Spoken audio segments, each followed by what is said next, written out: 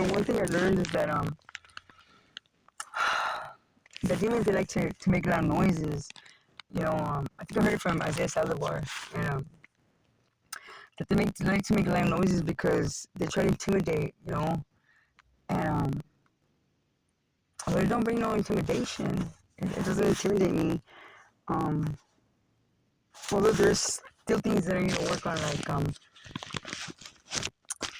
like the other day, I know it had to be a spirit that was using this person to bother me because I didn't know the person. I was, washing at the laundromat, and I need to learn how to handle things like that still.